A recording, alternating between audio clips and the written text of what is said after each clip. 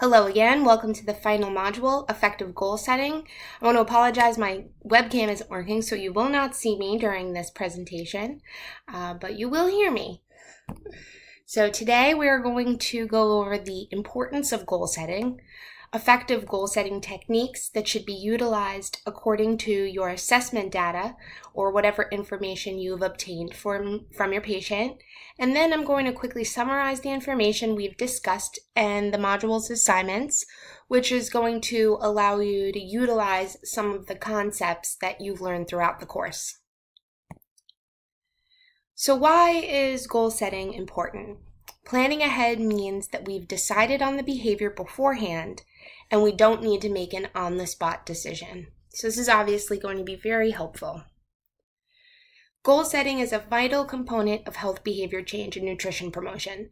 Setting a plan of action increases motivation to act by building perception of self-efficacy and creates self-satisfaction and fulfillment after the goal is accomplished.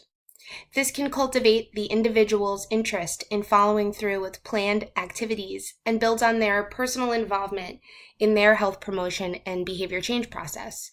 So just directing a patient to do something is going to be less effective than exploring a personal goal that they intend to accomplish, and then for them to personally set that mutually defined goal and put it into action. Systematic goal setting and self-regulation or self-directed action processes that promote activity and actually engage the person who's supposed to accomplish the goal are way more likely to facilitate a maintained behavior change.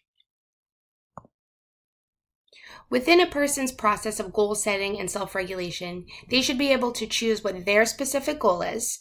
This may be a physical activity or dietary related goal. And then when that goal is assigned and agreed upon by both parties, the next step would be learning behaviors needed to take actions which result in intended outcomes. Self-monitoring and self-assessments that engage the patient and gives them the chance to compare their normal intake or their regular behaviors with the recommendations that they are receiving. So for example, online food logs help the individual compare their actual intake with their goal intake. On the last slide, I mentioned that within goal-setting processes, it's often important for individuals to learn the effective behaviors and also learn the cognitive and affective skills required to engage in those healthy behaviors. So I want to touch briefly upon the elements that contribute to nutrition education effectiveness. Of course, this is a vast, complex topic in and of itself, so I'm not going to be able to delve into the theories of learning here in this course, but I want to briefly address this. It really is a vital component to nutrition promotion. When we have accurately identified areas of knowledge that someone is lacking in regards to their behavioral objectives, we're often in the position of a teacher. Understanding that individual determinants of the person's behavior that we've discussed in other modules, we can provide suggestions for actions and behavioral practices that are in line with their specific goal. Using the theories of learning and targeted strategies, patients should be given information that assists them on multiple levels, which we have discussed when reviewing the social ecological model. Nutrition education should also be offered for as long as the individual is still in need of the information, and this may require reviews of information that we've already given them. Within a textbook that I have used to design this program, but you haven't had any readings from it, it's called Nutrition and Obesity Assessment, Management, and Prevention. Kazix and Stern explain in this textbook how to utilize SMART goals for weight management. They define the acronym similarly, but the S is for specific. And I think this is also important to highlight because goals should be specific and clearly identified as to not cause the patient any confusion. Within your assignments for this module, you may need to utilize SMART goals. Either SMART or specific can both be utilized within this module's assignments, but just note that within practice and a clinical setting, all assigned goals for health promotion should be both SMART and specific.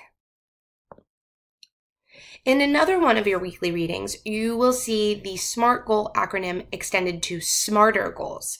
This article suggests that a smarter objectives approach can help design and implement well-constructed objectives, which may yield a higher rate of success. The article particularly relates to physicians who are in executive positions, who have clinicians working below them, and this may be you someday, right? So I thought it would be a good article to share. The article's author, Dr. McLeod, defines the SMARTer objectives approach as SMART, measurable, achievable, relevant, time-bound, engaging, and rewarding goals. You will have to watch the YouTube video that I have in this module's content, and that video will go through the SMART goal acronym and how to apply that for yourself and future patients. So I'm not really going to go into every detail for each letter of the SMART acronym. They're pretty much mostly self-explanatory, and the video will do a good job of outlining that for you. But I want to explore the end of the SMARTer objectives together because I think that they are important to discuss. As mentioned in McLeod's article, you'll read about physicians in executive positions in healthcare, but throughout our modules, we've really focused on patient care. So I want to explore ways that we could develop SMART goals that are also engaging and rewarding in the types of patient-client relationships that we've been discussing throughout this course. Understanding that individuals are less likely to feel involved in a process when they're not engaged, we want to provide opportunities where the patient can create their own destiny in a sense. The patient should be motivated and driven towards specific actions where they can be an active part in making health behavior change, where the individual can self-monitor their progress and have meaningful experiences towards the adoption of healthy behaviors. This article that you will read quotes a proverb that I thought I should share.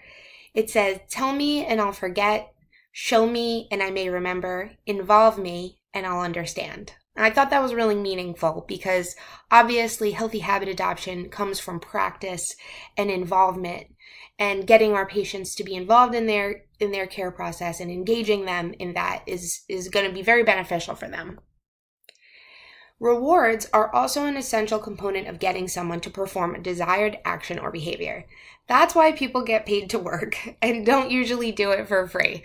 So the additional R that McLeod has used to extend SMARTer goals is rewarding. This, of course, does not have to mean financial incentive or payment.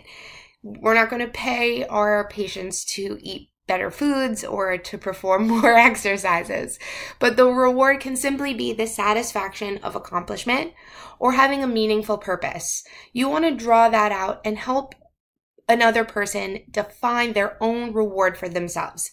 It might be enjoying a longer life with their family, or if the patient is pre-diabetic, the reward or incentive for adopting the recommended dietary habits might be avoiding diabetes medication, or even just taking control of their own health.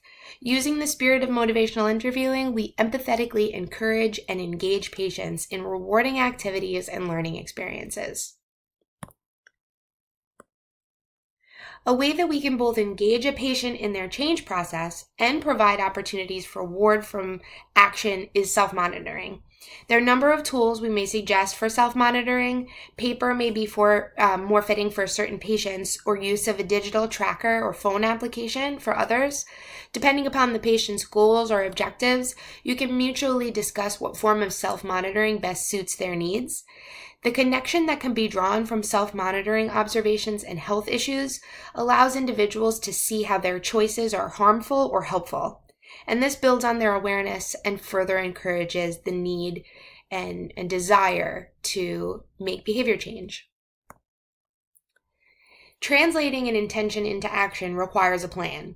So action goals are often called implementation intentions. This can be a verbal agreement or a personal commitment that an individual makes to a behavioral goal or goal intention, and then that allows them to translate that into actions. This is a contract between the person and themselves. Once an effective SMART goal is identified, an action plan makes following through easier by eliminating the guesswork. For instance, a not SMART goal would be generally exercising more, but a SMART goal would be walking 30 minutes, 4 days out of the week, and the action plan would be the location of the walks, the timing of the walks, and the commitment to oneself to follow through. Here's an example of how to set a SMART goal. A sedentary individual sets a goal to walk around the block for 20 minutes, which is specific. They're going to commit to this 4 times a week, which is measurable, for the next 3 weeks, which is timely. The individual agrees that they are able to commit to that goal, so it is attainable, and they believe that it can help improve their condition, so it is relevant. So we've learned that specific preventative health-related goals have shown to improve program outcomes.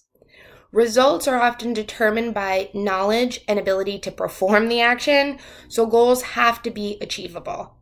Measuring progress and self-monitoring offers opportunities for personal reward, and goals affect the direction of action and may increase the degree of effort.